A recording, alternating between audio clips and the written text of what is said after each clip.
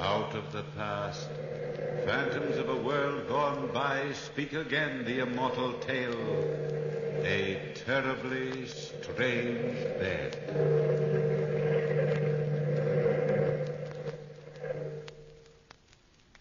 Jack Westcott was the best friend I ever had. He was the gayest of people. That was until we left America. I was writing a book about historic murder cases and had come to Paris to do some research work. Jack was fascinated with my work. Strangely fascinated. Almost horribly so. He enjoyed finding twisted minds and probing them. His hunger for crime was bound to end in tragedy.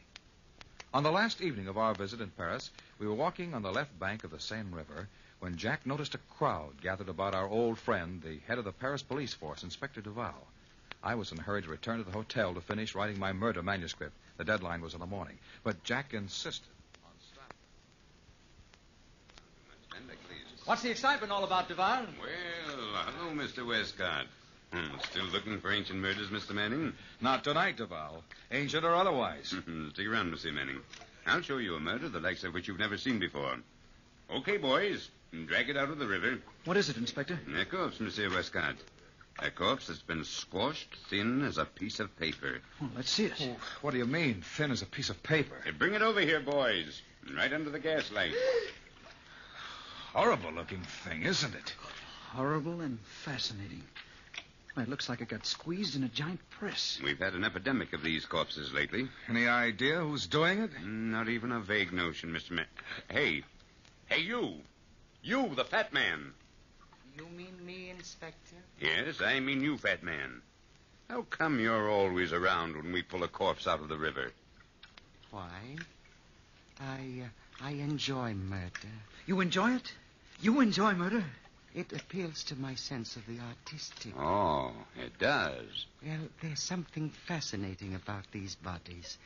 Something for a connoisseur alone to appreciate. The symmetry of the remains.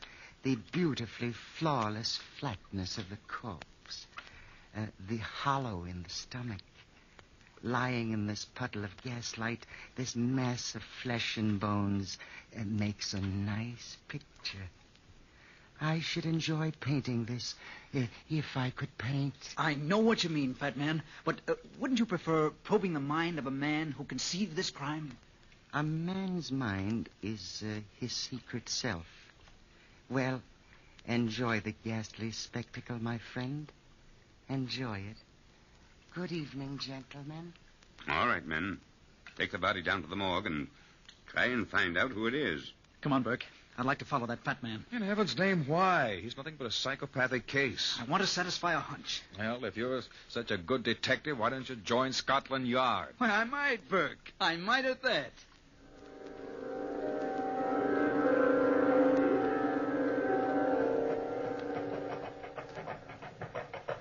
Where the devil has that gross piece of flesh disappeared to now? He was right in front of us until we turned this corner. Well, we've lost him, Jack. And I don't wonder. We've passed through every side street in the whole city. If you ask me, he knows he was being followed. Good. If he knows, he'll show his hand sooner. Now, the only place he could have gone around here is into the back door of this house. I wonder what house this is. It's a gloomy dump. Let's go back to the hotel, Jack. I've got to finish that manuscript tonight. Looks like a public bar to me. The La Belle Tavern. Are you coming with me, Burke, or are you going home? I'm with you, old boy. I brought you to Paris, and by heaven, I'm going to return you to America. Now, this must be the doorbell. Here goes. And Burke, no matter what I do tonight, don't worry. Come in, gentlemen. Come in.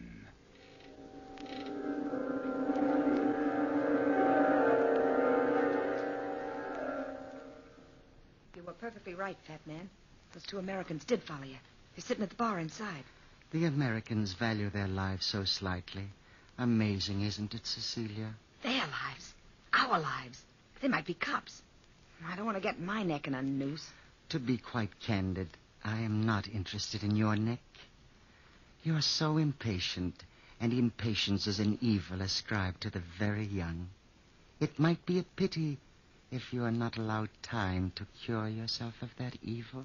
Don't threaten me, you fat pig. You pig. I I'd hoped to slap some sense into that lovely but empty head. Obviously, my stupid pigeon, those two Americans are wealthy. They would enjoy our roulette table. If you would show them to it.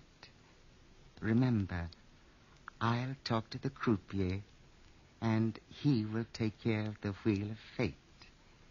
If you don't do your part well, you'll face a lifetime in jail. What happens if they get wise? Room 16? But, of course. Let me go. I knew you'd understand. Yeah. I understand. There's something so gay about Americans, I always say. I hope you boys don't mind if I stick around. Well, Miss, Not at all, miss. Not at all. You can call me Cecilia. How about another drink? Oh, that's fine. 3 more of the same, bartender.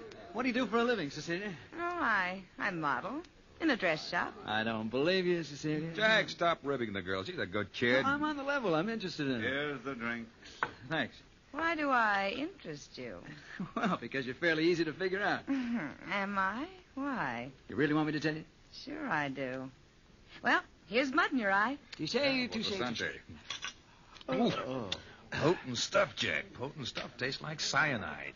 Well, Cecilia, I'd say you're a poor girl who lives in the slums. But you're pretty. Prettier than anybody in your entire neighborhood. Well, let's see. Then you must have met a man. What of it? I'm no saint.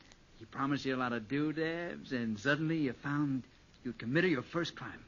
Let's say murder. What'd she do? Set her mother on fire? Oh, well, for that, let's have 3 more drinks. Bartender, 3 more. Well, now, let's say it really was murder. The second murder wasn't so hard. And the third was easy, wasn't it? I never had nothing to do with a murder. Well, for the sake of argument, let's say you have. But inside of you, all the time, is this wanting to be liked, wanting to be on the level. But your so-called friends, they don't trust you, Cecilia. Someday they'll double-cross you. Here are the drinks. Thank you. Nobody'll ever double-cross me. Well, here's mud in your eye. Drink up, boys. Is there anything else to do around here? You seen the gambling rooms? Gambling rooms. Ah, that's me. Who runs those gambling rooms, Cecilia? I don't know. One of your friends? A fat man, perhaps, with a long nose? I don't know the owner. Gosh, you're real nice. Is the fat man in the back room now? Probably. Gambles here a lot. Do you replay? Sure. Well, come on, Jack. We'll see who's right, my books or your instincts.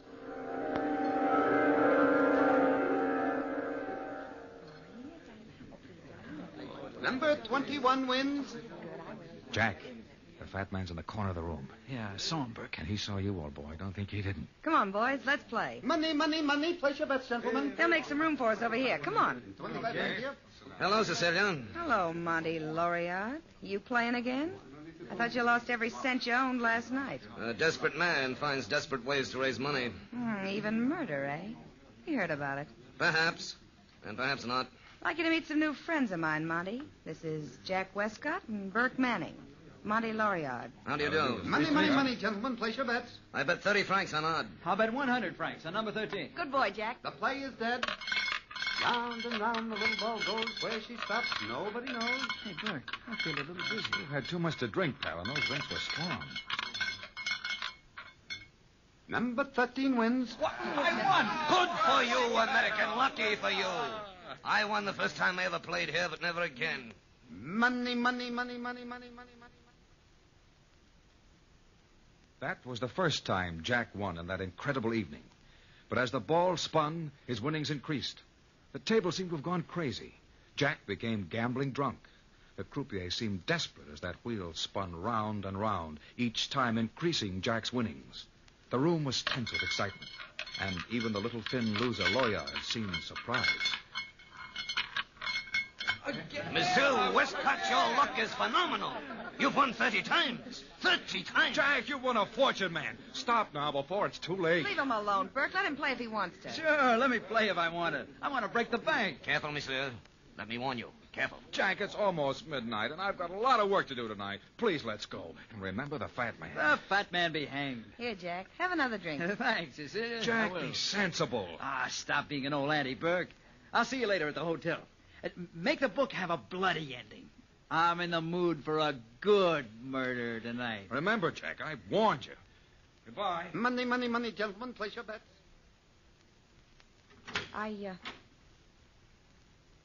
I told the croupier you wanted to see him back here, fat man, but it wasn't the croupier's fault the American broke the bank. That is for me to decide. Where is the American now? Outside. Buying drinks for the house. Good. That ought to keep him busy. You called for me, monsieur? Yes, I did. I'll need you too, Cecilia. Shut the door. I don't like to frighten our patrons. I'm sorry about the wheel, monsieur, but it was broken and I couldn't control it. That is unfortunate for you. What are you going to do, monsieur? Come here. Don't put your fat hands on me, fat man. Let me... Don't fight the fat man. You can't move, can you, croupier? Because if you move, my arm will break your neck. Call my men, Cecilia. I might need a little aid with this stupid fool. What are you going to do, fat man? Have his brains pressed out of his body in room 16. His mind is no good where it is now. No, monsieur. Please, monsieur. Not room 16.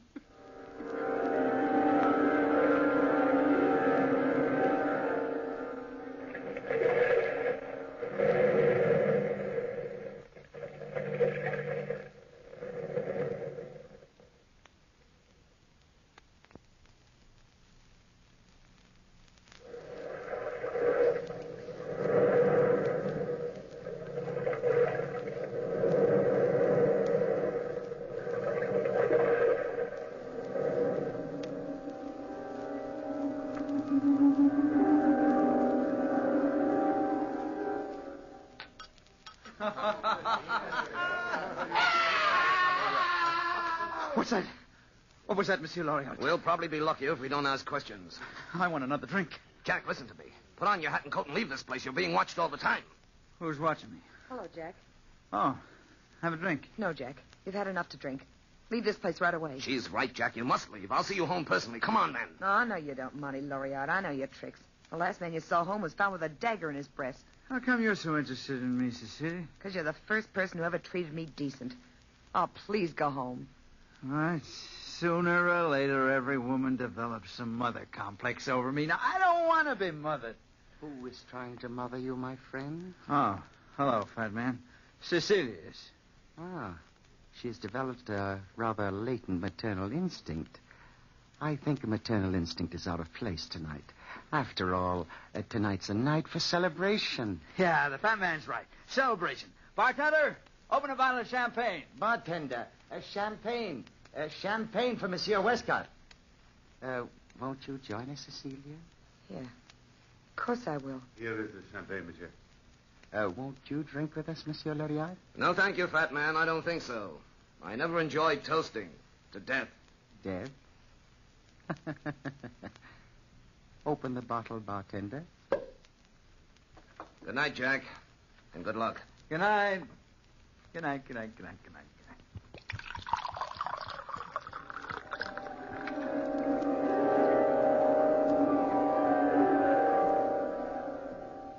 Here's the handkerchief, fat man. Oh, Jack, your money is all tied safely in your handkerchief. Thank you, Fred. Thank you. Where'll I put the handkerchief? It would be wisest to tie it to your belt.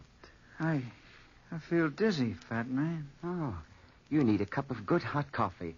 That will straighten you right out. Cecilia, go in the kitchen and fix our friend a cup of coffee. But I really... Don't tell me, my little pigeon, that your hearing is failing you. I'll get it right away. I'm glad we're alone, fat man. I want a chance to talk to you. Talk away, Jack. Tell me confidentially. Why do you enjoy seeing a mutilated body dragged out of the river? There's beauty in death. In the act of death, or in the recovery of a body after life has left it? In both. Then, do you enjoy committing a crime? Perhaps. Perhaps it would be pleasant to watch a man die, slowly, very slowly, in order to see life leave the body. Say that you and I watched a murder by pressure.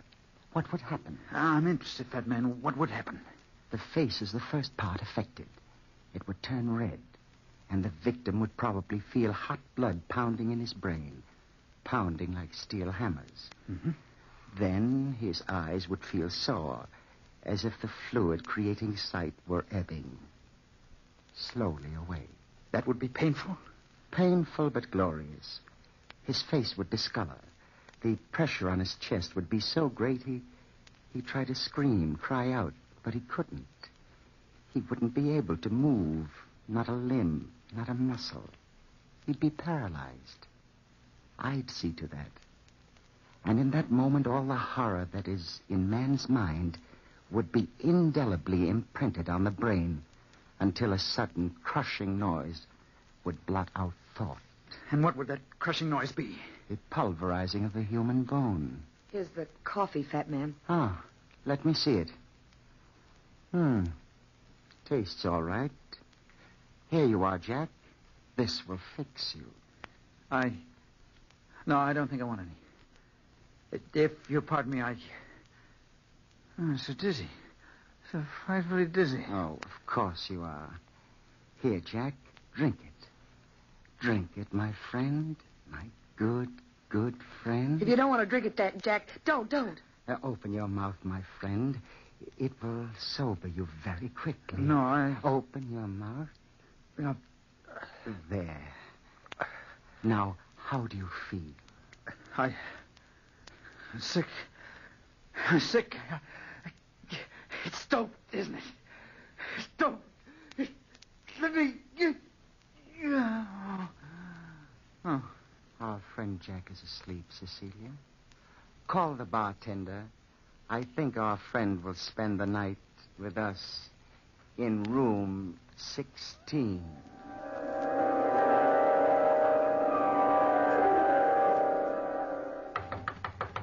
Monsieur Manning! Monsieur Manning! I've been looking all over Paris for you, monsieur. You've been looking for me? Yes, I've called every hotel in the city trying to find you. I know you don't remember me, but I met you earlier this evening at the La Belle Tavern. My name's Loriot of the Paris Police Force. Yes, of course. Well, won't you come in? Where's Mr. Westcott? I had to leave him at the tavern. He wouldn't listen to me. You see, monsieur, I've been assigned to watch that tavern. It's been under suspicion for several weeks. Oh, great Scott, man. Where's Jack now? At the tavern. He's carrying an enormous amount of money on his person. I know the fat man will never allow him to leave with that money. Why don't you raid the den? Unfortunately, we can't. We have no proof. As a matter of fact, they might not harm him at all. But just in case, I thought it might be a wise idea for you to go down there. You can go to the door and ask for...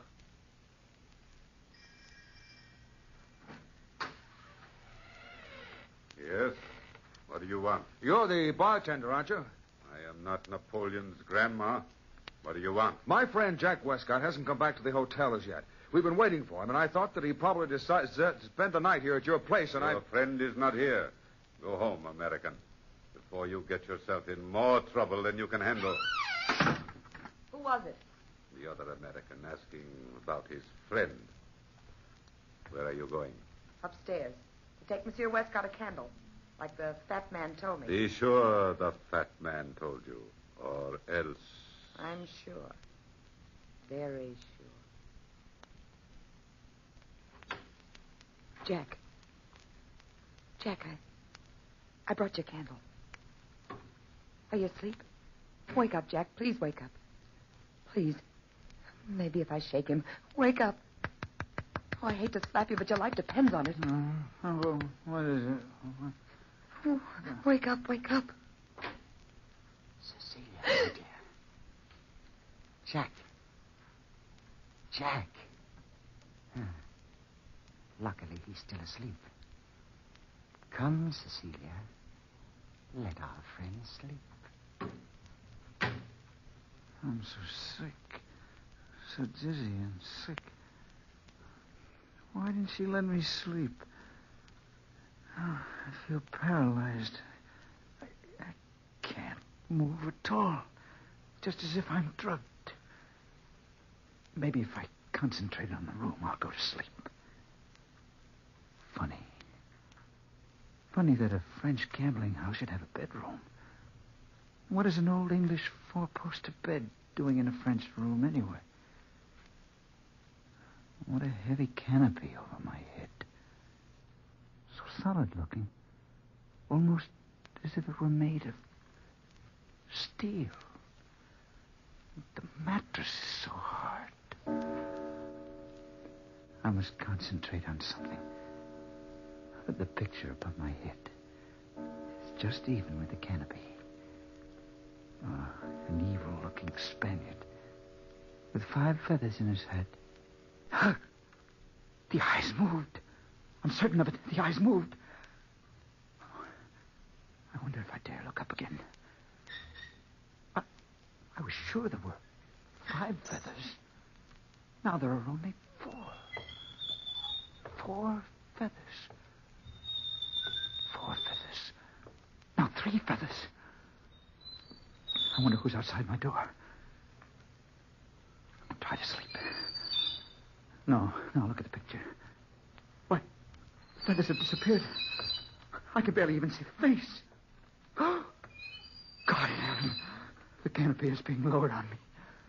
That's what it is. The canopy. I can't move. The paper-thin corpse. Oh, I gotta move. It's coming closer. Closer. Oh, squash me. Oh, I must move. I can't. Oh, it's almost down. Halfway down. Oh, I move. Oh, just to crawl out of bed. Oh, if I get a crawl out of here.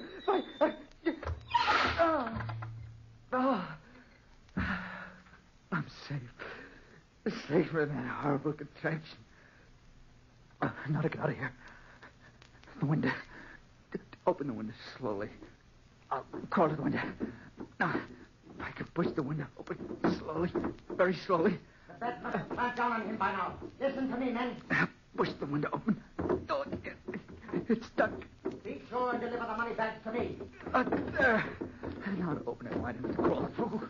You can raise the canopy now. Let's go in, gentlemen. Help! Help somebody! Help me! Get that man before he Get out! Somebody! Got him. Help! Out the window! If the bed didn't work the first time, Mr. Westcott, I've ways and means of making it work the second, and perhaps it would be more pleasant to watch life ebb out in front of me. No. Place him carefully on the bed. Let me go. Good. This ought to prove most enjoyable, Mr. Westcott. It's a pity you haven't my detached viewpoint. Put him in. Then lower the canopy. No. Miss Wimber, up this way. Hurry, Mr. L'Oreal, I can hear the bed moving. Cecilia, you fool! Get Jack out of that bed. Jack, boy, here. Hold on to me. I'll drag you out. Don't you put your hands on me, Larian. Box into there. I'll take care of the bartender for one side. I'm all right, Burke. Don't worry about me. Oh, Cecilia. I'll help her. Let me go, Cecilia. Don't push me. Help me, L'Oreal. Help. No, you don't, fat man. You little... No, you don't. You're on the back of me, a Frankenstein. There. Try to get out of your own bed now.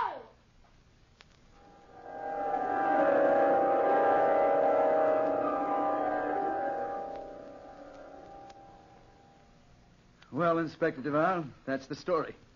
Loriard and Burke were waiting outside all the time. They saw me at the window, and Cecilia let them in. Close shave, eh? A lucky escape.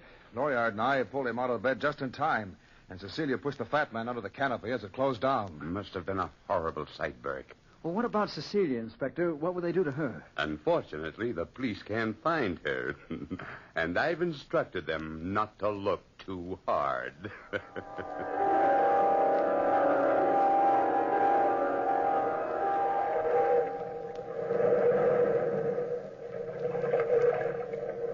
From the time-worn pages of the past, we have heard the story, A Terribly Strange Bed. Bellkeeper, toll